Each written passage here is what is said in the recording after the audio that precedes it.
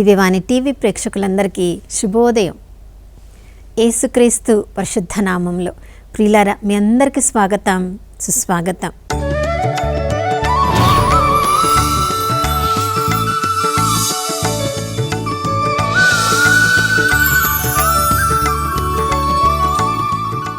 గడిచిన దినమంతా కాచి కాపాడిన దేవునికి మనసారా వందనాలు తెలియచేద్దాం.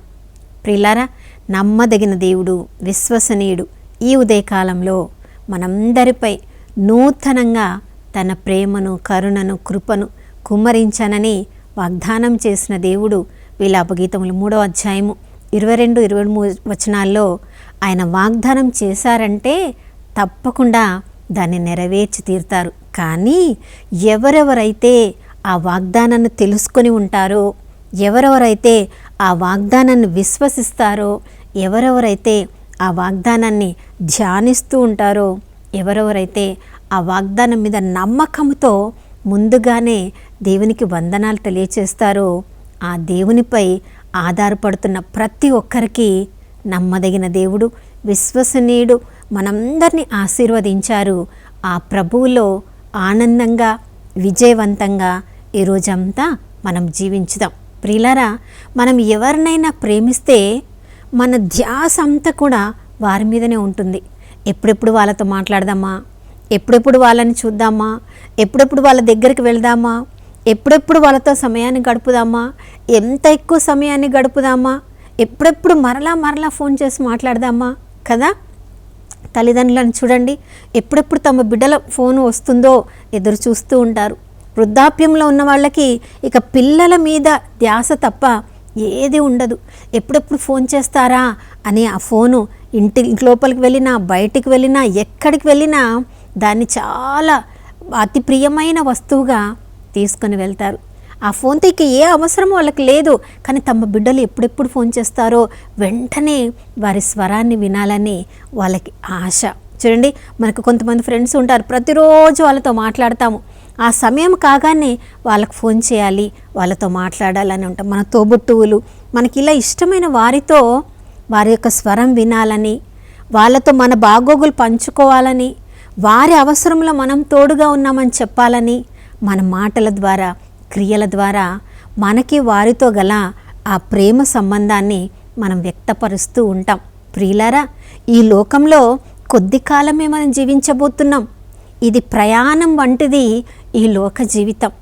ఈ ప్రయాణం వంటి కొద్దిపాటి లోక జీవితంలోనే మన ప్రేమను విధంగా వ్యక్తపరుస్తూ ఉంటే ఇక సుదీర్ఘంగా అంతము లేని ఆ కాలంలో దేవుడితో ఉండబోయే మనము ఇంకా ఎంతగా ప్రేమ సంబంధాన్ని ఆ దేవుడితో మనం కలిగి ఉండాలి. మరి ఆ దేవుడితో మనం ప్రేమ సంబంధాన్ని కలిగి ఉండాలంటే ప్రభు చెప్పిన మాటల్లో యోహాను సువార్త 14:15 వచనంలో, మీరు నన్ను ప్రేమిస్తున్నారు అని ఒకవేళ మీరు అనుకుంటే, నాతో మీకు ప్రేమ సంబంధం ఉంది అనుకుంటే మీ ఆచరణలో చూపించండి. నేను పెట్టిన పరలోకపు తండ్రిని ప్రేమించడము అనగా దేవుని ప్రేమ, మీ చుట్టూ ఉన్న వారిని ప్రేమించడం అనగా సోదర ప్రేమ, ఈ రెండింటినీ మీరు కలిగి ఉంటే, అంటే నేను పెట్టిన ఆజ్ఞలను మీరు పాటించినట్లయితే ప్రియులారా, అప్పుడు యేసు ప్రభు కూడా మన కొరకు తండ్రిని ప్రార్థిస్తారంట.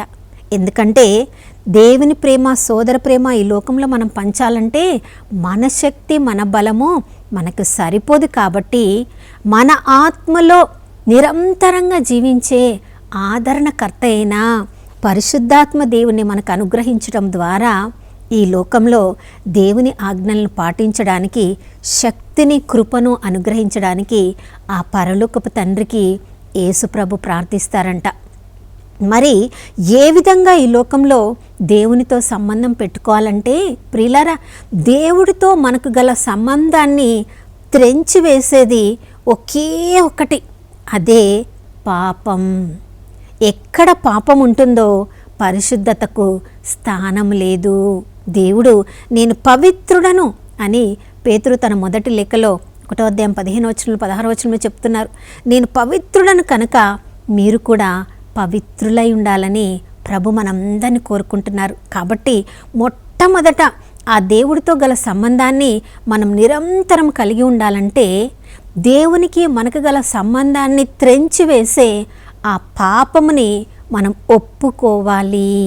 అందుకనే యోహాను రాసిన మొదటి లేఖ 1వ అధ్యాయం 7వ వచనంలో ఎప్పుడెప్పుడైతే ఆ పాపముని మనం ఒప్పుకుంటున్నామో యేసు ప్రభు యొక్క పరిశుద్ధ రక్తము ఆ పాపాలను క్షమించి మనల్ని పరిశుద్ధులని చేయను.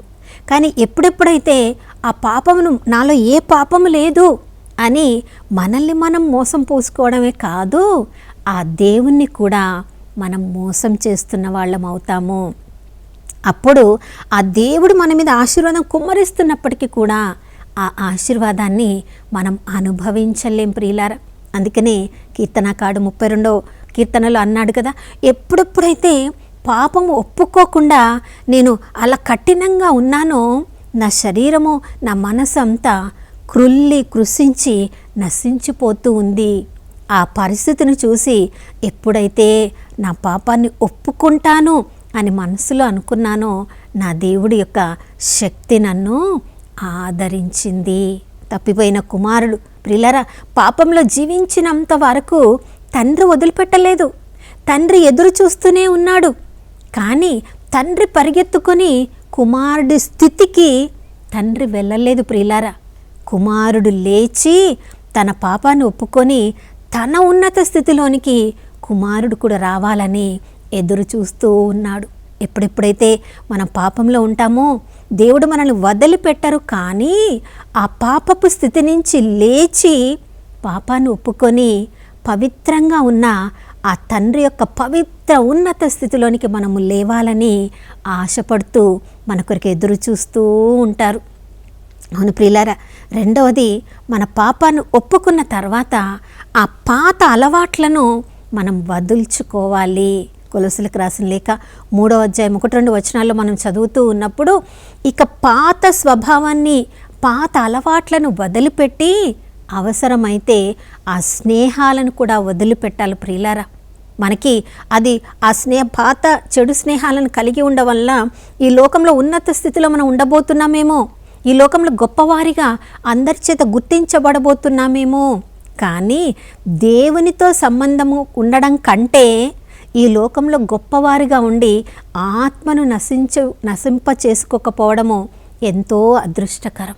కాబట్టి ఆ దేవునితో సంబంధాన్ని మనం కొనసాగించాలంటే పాత అలవాట్లను పాత యొక్క స్వభావాన్ని వదిలివేసి క్రొత్త స్వభావాన్ని పరిశుద్ధాత్మ దేవుడు ఏ ఉన్నత స్థితిలోకి మనం లేపాలని ఆశపడుతున్నాడో అంటే ఈ లోకం మీద మన దృష్టిని మరల్చి మన దృష్టిని పరలోక వస్తువుల మీద, పరలోకంలో ఉన్న దేవుని మీద మన దృష్టిని మరల్చాలి. అవును ప్రియులారా, అలా దృష్టిని మరల్చాలంటే ఆ దేవుడితో మనం సంబంధాన్ని గడపాలి. ప్రతిరోజు ఉదయమే ఆ రోజును ఆరంభించక ముందే, మన పడక గదిలోంచి బయటికి రాకముందే, ఈ లోక పరిస్థితిని మనం ఎదుర్కొనక ముందే ఆ పరలోకపు తండ్రితో ప్రార్థనలో, స్తుతిలో, వాక్యం చదవడంలో, ధ్యానించడంలో మనం సమయాన్ని గడిపి అప్పుడు ఈ లోకాన్ని ఎదుర్కోవడానికి మనము బయటికి రావాలి. తర్వాత ఆ వాక్యాన్ని చదువుతూ ఉన్నప్పుడు మూడవదిగా వాక్యం ద్వారా పరిశుద్ధాత్మ దేవుడు మనల్ని రకరకాల ప్రేరేపణలతో మన జీవితాన్ని ఎలా మార్చుకోవాలో ప్రభు చూపిస్తూ ఉంటారు. పేతురు రాసిన మొదటి లేఖ 1వ అధ్యాయము 13వ వచనం నుంచి 16వ వచనం వరకు మనం చదివినప్పుడు కృషి ఒనర్చడానికి సిద్ధపడాలి ప్రియులారా. మెలకువగా ఉండాలి. ఎప్పుడెప్పుడు పరిశుద్ధాత్మ దేవుడు నాతో మాట్లాడుతాడో ఆ వాక్యము ద్వారా ప్రభు మాట్లాడే ఆ ప్రేరేపణల కొరకు మనము నిరీక్షణ కలిగి ఉండాలి. మనం నిద్రపోతున్నప్పుడే పరిశుద్ధాత్మ దేవుడు మనల్ని లేచి కూర్చొని ప్రార్థన చేయమని చెప్పవచ్చు. లేదా మనం రోడ్డు మీద నడుస్తూ ఉన్నప్పుడే ఎదురుగా ఎవరో వస్తున్నారు, వాళ్ళ కోసం ప్రార్థన చేయమని మనకు చెప్పవచ్చు. లేదా మన జీవితంలో జరిగే పరిస్థితులను చూపించే అది ఏ విధంగా మార్చుకోవాలో వాక్యము ద్వారా దేవుడు మనతో మాట్లాడవచ్చు. ప్రతి ప్రేరేపణకు మనం దాన్ని ఆచరణలో పెట్టడానికి మనం కృషి ఒనర్చడానికి సిద్ధంగా ఉండాలి. చివరిగా ఆ దేవుడు మన జీవితంలో ఎన్ని గొప్ప కార్యాలు చేశారో అందరి ముందు బాహాటంగా ఏ దేవుణ్ణి మనం కలిగి ఉండడం వలన ఇంత గొప్ప ఆశీర్వాదములను మన జీవితంలో మనం కలిగి ఉన్నామో మనము సాక్షిభూతంగా మన మాటల ద్వారా క్రియల ద్వారా చూపించాలని దేవుడు కూడా కోరుకుంటున్నాడు. మత్తయి సువార్త 10వ అధ్యాయము 33వ వచనం నుంచి మనల్ని చదివినప్పుడు, ఈ లోకంలో అందరి ముందు మీరు నన్ను మీ దేవుడిగా అంగీకరించినట్లయితే పరలోకంలో నా తండ్రి ముందు దూతలందరి ముందు మిమ్మల్ని కూడా నా వారుగా నా బిడ్డలుగా నేను అంగీకరిస్తాను. ఒకవేళ ఈ లోకంలో అందరి ముందు మీరు నన్ను అంగీకరించకపోతే పరలోకంలో తండ్రి ముందు నేను కూడా మిమ్మల్ని అంగీకరించను అంటున్నాడు. ప్రియులారా, దేవుడితో సంబంధాన్ని కలిగి ఉండాలంటే రహస్యంగా ఆ దేవుణ్ణి పూజించడము, ఆ దేవుడు చెప్పిన మాటల్ని వినడము, బైబిల్ గ్రంథాన్ని చదవడము, రహస్యంగా నేను క్రైస్తవుడిగా జీవిస్తున్నాను కదా, రహస్యంగా సజీవ దేవుడితో నేను సంబంధాన్ని కలిగి ఉన్నాను కదా అని మనలో మనము సంతృప్తిగా జీవిస్తే సరిపోదు ప్రియులారా. ఎవరితోనైనా మనము సంబంధాన్ని కలిగి ఉన్నప్పుడు, నిజమైన సరైన సంబంధాన్ని కలిగి ఉన్నప్పుడు అది ఎంతమందికి బాహాటంగా తెలిసినా కూడా ఏ అడ్డు పరిస్థితి కలిగినా దాన్ని ఎదుర్కోవడానికి మనం సిద్ధపడతాము. మరి స్వయాన మన కోసం ప్రాణం పెట్టినా, మన కోసం ఇప్పుడు తండ్రి కుడి ప్రక్కన కూర్చొని ప్రార్థన చేస్తున్నా ఆ దేవుడితో సంబంధాన్ని కలిగి ఉండాలంటే అందరి ముందు మనం బాహాటంగా ఆ దేవుడి కొరకు జీవిస్తాను, ఆ దేవుడికి కొరకు అవసరమైతే మరణిస్తాను, ఆ దేవుడు చూపించిన మార్గంలోనే నేను జీవిస్తాను అని చెప్పగలిగిన ధైర్యం మనకు ఉండాలి ప్రియులారా.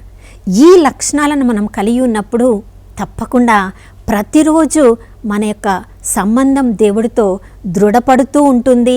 ఆయన యొక్క ఆశీర్వాదం కూడా మన మీద పరంపరంగా కుమ్మరిస్తూ ఉంటారు. ఈ యొక్క గొప్ప ప్రణాళికలో ప్రతిరోజు ఇంకా మనం దృఢంగా నెలకొల్పబడాలని ప్రార్థించుకుందాం. నాతో కలిసి ప్రార్థించండి. పరిశుద్ధుడైన దేవానికి స్తోత్రములు తండ్రి. పరిశుద్ధుడమైన దేవా, పాపముకి నీ యొక్క చుట్టుప్రక్కల కూడా స్థానం లేదు తండ్రి. కానీ పాపులమైన మేము ఎప్పుడెప్పుడైతే మా పాపాన్ని ఒప్పుకుంటున్నామో మీ పరిశుద్ధ రక్తంతో మమ్మల్ని శుద్ధి చేసి మమ్మల్ని కూడా పవిత్రంగా మార్చి మరొకసారి మీతో మాకు గల సంబంధాన్ని పునరుద్ధరిస్తున్న యేసయ్యా మీకు స్తోత్రం.